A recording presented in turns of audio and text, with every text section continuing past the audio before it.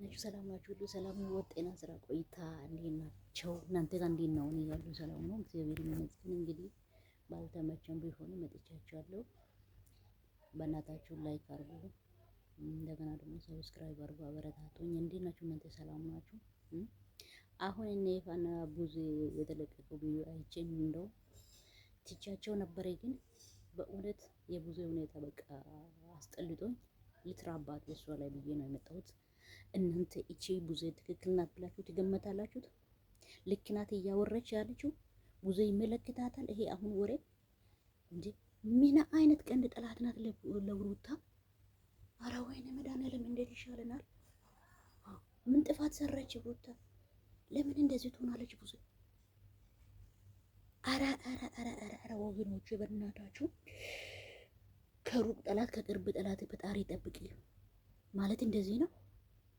በቡዜ አየሁትን ጌታን እንጂ ምን አደረገች ሩታ ለቡዜ? ወይኔ መድኃኒዓለም ትዕግስት ውስጠኝ። እናንተ ሴትዮ ምን ነካች? ቆይ ምን ሆናለች? ወይስ የሩታ ችግር ነው? የሩታ እንትን ጥላቻ? ቆይ ምንድነው ነው አሁን ይሄ እንደዚህ ልክ ምንድነው? አብረም ልታገባ ነው እሱ? አረ በእናታችሁ ንቅል አርጋት ወይስ ኬት ላገኛት ጌታ?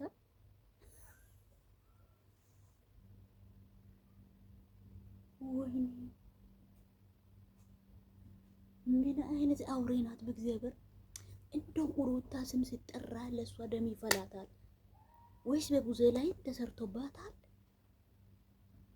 ለምን እንዴት ሆናለች በሩታ ነገር ላይ? አረ ወይኔ ኤፋ በእናታችሁ ወጥሩ በእናታችሁ ከየትም ብላችሁ ይሄ ያለው ቆሻሻና ኮቶቴ ይዛችሁ ወምጡ። አንቺ ደግሞ ቡዜ ተብዩ ሴትዮ ስሚ አዳምጪ። አብራም ዳነ ትያለሽ አይደል? ከምን እንደ ዳነ ምን እንደ ታመመ ማወቅ እንፈልጋለን ዛሬ ነገ። ዝም ብለሽ ከእናንተ ሄርሜላ ትሻላለች፣ የሱ ጤንነት የተጨነቀች እሷ ናት ትያለሽ አይደል? በምንድን ነው የዳነው አብርሃም? በምንድን ነው የተጨነቀች ሄርሜላ እንጂ? እዛ ጋር ተቀምራችሁ እንደዛ ልታስበሉ ነው አይደለ? እንደ ያኔ አብርሃም የላካችሁት እናንተ የምትሰሩ ሴራ ፈጣሪ ያያችኋል። ሩታ ምንም ብታረግም ለአብርሃም ላይ ጥላቻ የላትም። የልጁ አባት ነው።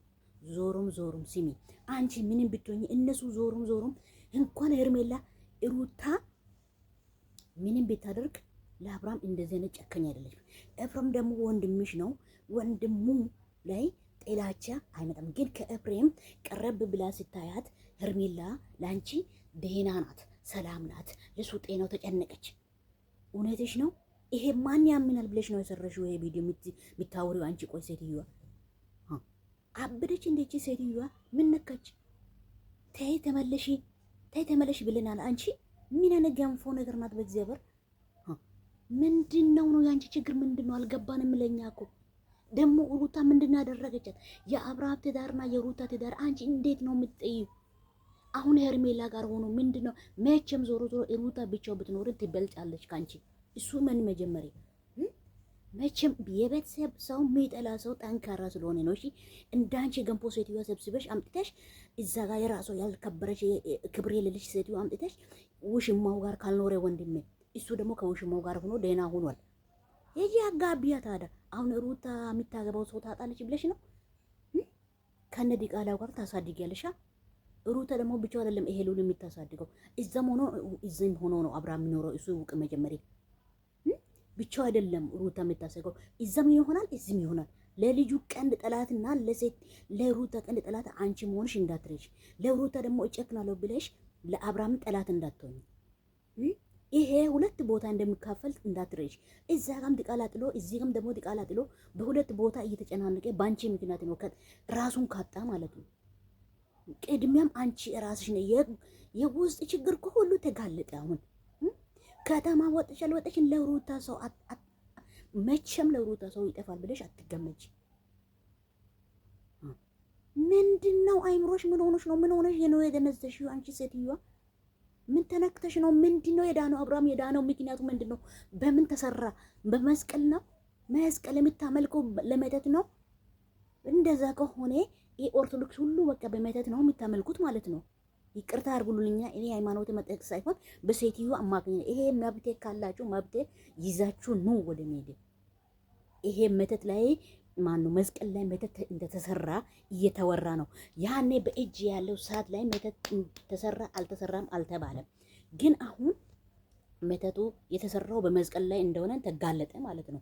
እንደገና ደግሞ በመስቀል ዳኔ፣ በመተትም ዳኔ፣ በሰዓትም ዳኔ። እሱ መረጃ እኛ ማወቅ እንፈልጋለን። እከለ ሰራ፣ እከለ ሰራ፣ እከለ ተሰራች፣ እከለ አይደለም። ሩታም ሰራች፣ እብረም ሰራ። እንደገና ደግሞ እቺ ማናት ውሽሚቱም ሰራች። አንቺ የምታውቂው እንደዳነ ነው አይደል? የዳነው እንቺው ምንድን ነው? በሽታው መነሳው ምን የተነሳው ምንድን ነው? ይሄ ነው የምናውቀው። ይሄ ነው የምንጠይቅልሽ።